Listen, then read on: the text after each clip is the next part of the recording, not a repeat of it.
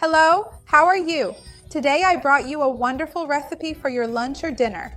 For dinner, it works especially well because it's very light, with lots of fiber and healthy ingredients. It has a low amount of carbohydrates per serving, which is very interesting if you're looking to lose weight or simply want to eat healthier. Stay with me until the end because you won't want to miss it.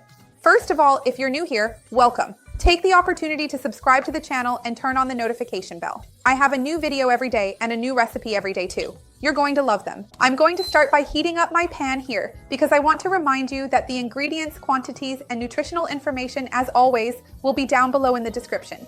The pan is heating up, so now I'm going to add our olive oil to saute the onion. First of all, I'm just going to saute the onion here.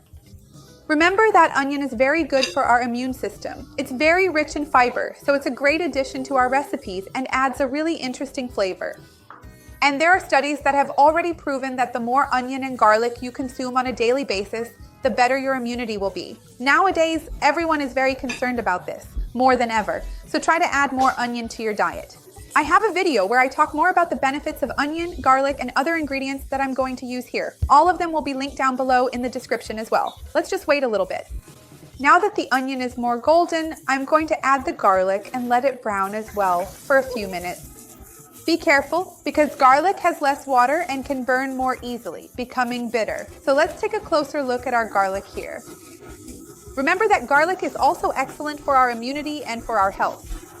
It contains allicin, which is a fantastic compound, and we already know that if we chop or crush the garlic 15 minutes before consuming it, it will release more allicin and be healthier for us. So it's good now. Look, the garlic is more golden. I'm going to add the tomato now.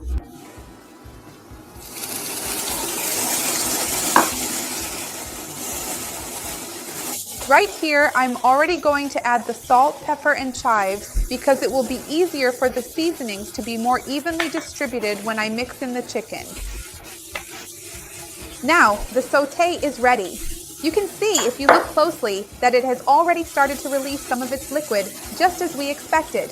This is a good sign that the cooking process is going well.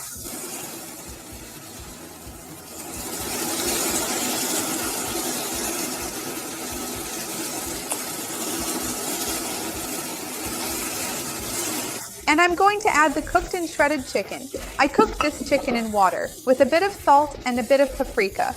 You can use whatever seasonings you like at home.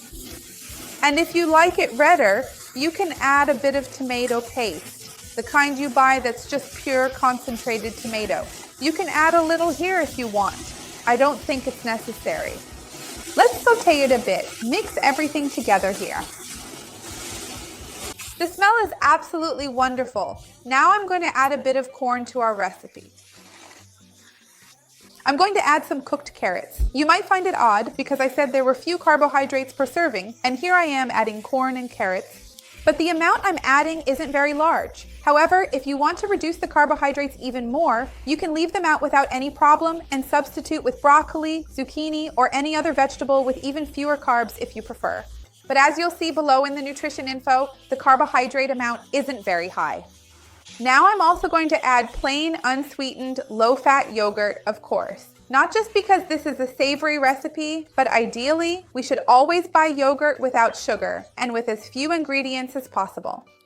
Ideally, yogurt should contain only milk and live cultures. Look how delicious this is. It's already super creamy. There we go. I moved the stove out of the way so you can get a better look at the consistency of our chicken. See, it's super creamy and looks great. Now let's transfer it to a baking dish so we can add a special touch later. This next step I'm about to do is optional. Let me just clear everything out of the way first. Let's smooth everything out here. Don't worry, it doesn't end up tasting too much like yogurt. Just make it and try it. You'll love it. A lot of people are still hesitant because they're not used to using yogurt in savory recipes, but it turns out delicious. And now here, I'm going to add a bit of light mozzarella to put it in the oven to gratin. My mozzarella was frozen, and that's a tip I want to share with you. A lot of people say they have trouble finding light mozzarella, so when you do find it, you can buy extra and freeze it. That way, it will last longer and you'll always have some on hand when you need it. Remember that you can use other cheeses of your choice, and of course, cheeses will add some calories to our recipe, but it's a good idea to try to use a lower fat cheese. Light mozzarella, cottage cheese, ricotta, any of these are good. There's also a video on this channel about cheese. I'll put the link below in the description. Now, let's put this in the oven to brown the top. Oven at 390 degrees Fahrenheit, and I'll be right back to tell you how long it took.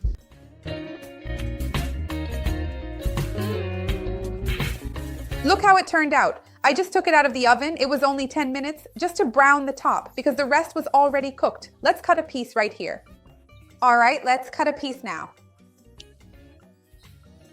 It looks wonderful.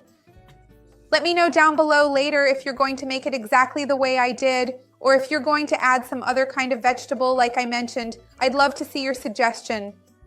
I'm going to cut a piece here so you can see what the texture looks like inside. Look how delicious.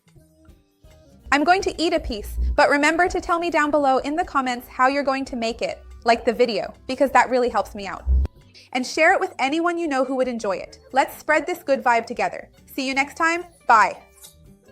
It's a little hot.